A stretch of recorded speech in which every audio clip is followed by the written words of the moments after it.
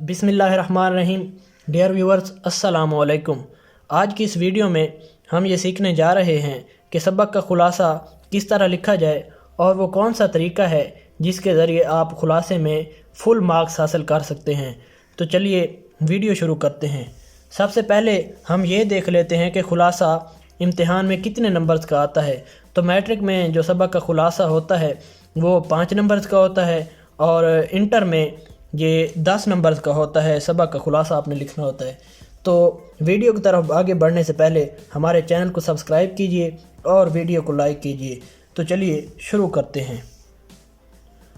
सबसे पहले खुलासा लिखते वक्त आपने सवाल नंबर लिखना है कि ये सवाल नंबर 4 होता है इंटर के इम्तिहानात में। तो आपने सवाल नंबर लिखना है, उसके बाद सबक का उन्वान और मुसन्निफ़ का नाम ये आपने लिख देना है। सबक का उन्वान पेपर्स में पहले ही आया होता है, लेकिन अगर आप यहाँ भी लिख देते हैं तो एक हेडिंग का इजाफ़ा हो जाता है और ख़ूबसूरती में भी इजाफ़ा हो जाता है। तो मुसन्निफ़ का नाम, इसके बाद किताब और सिन्फ़, ये 2 इजाफ़ी चीज़ें हैं। इन्हें अगर आप लिखना चाहें लिख सकते हैं, आपके पास वक्त भी हो और आपको अच्छी तरह से याद हो कि ये किस किताब से लिया गया है सबक और इसकी सिन्फ़ क्या है, तो आप लिख दें, वगरना इसकी ज़रूरत नहीं। तो ये लिखने के बाद नीचे आपने खुलासा की हेडिंग देनी है। खुलासा की हेडिंग देने के बाद नीचे आपने खुलासा शुरू कर देना है और इस तरह से आपने लिखना है खुलासा। इसमें जितने भी मेन पॉइंट्स होंगे उन्हें आपने ज़रूर हाईलाइट करना है, क्योंकि इससे बहुत अच्छा इंप्रेशन पड़ता है और इन मेन पॉइंट से ही आदमी सबक का अंदाज़ा लगा लेता है कि ये पूरा सबक उसने खुलासे में लिखा है स्टूडेंट ने या नहीं लिखा। ये पहला पैराग्राफ और पैराग्राफिंग आपने करनी है। एक पेज पे आपने 2 से 3 पैराग्राफ बनाने हैं हर हाल में। इस तरह खुला खुला करके लिखना है और मेन पॉइंट्स को हर जगह हाईलाइट करना है। ये देखें कराची, यहाँ अगर कोई शहर का नाम होता है या किसी जगह नंबर्स वगैरह आ जाते हैं, मिसाल के तौर पर उसकी तारीख़ पैदाइश हो गई या जिस तरह ये 24 घंटे लिखा हुआ है, इस तरह के जो भी नंबर्स और प्रॉपर नाउन्स आते हैं उन्हें आपने ज़रूर हाईलाइट करना है। तो इस तरह ये देखें, ये कलकत्ता जिस तरह एक शहर का नाम है उसको भी हाईलाइट किया गया है। ये अब खुलासे का दूसरा पेज है। यहाँ पर भी देखें किस तरह पैराग्राफिंग की गई है और किस तरह मेन पॉइंट्स को हाईलाइट किया गया है। इस तरह से कोई भी शख्स आपके खुलासे को देखकर अंदाज़ा लगा सकता है कि वाकई इस बच्चे ने मेहनत की है और बिल्कुल पूरे सबक को उसने हाईलाइट किया हुआ है।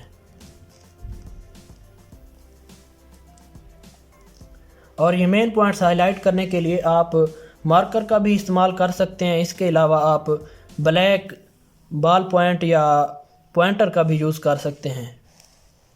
ये जो हेडिंग्स हाईलाइट्स की गई हैं ये इंक वाले पेन के साथ उसमें ब्लैक इंक डालकर हाईलाइट की गई हैं।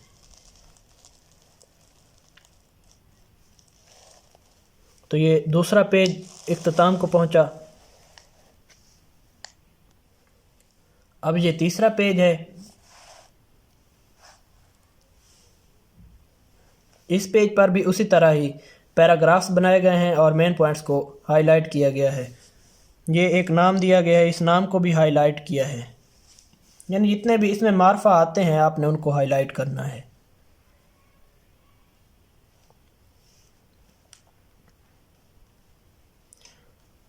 तो ये हमारा खुलासा। इसके बाद अक्सर स्टूडेंट्स का ये सवाल होता है कि खुलासे की लेंथ कितनी होनी चाहिए।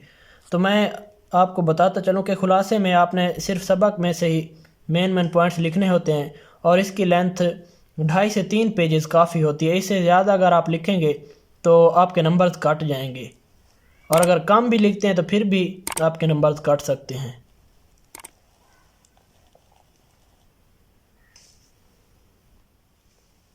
तो ये देखें यहाँ पर हमारा खुलासा जो है वो एंड को पहुँचता है।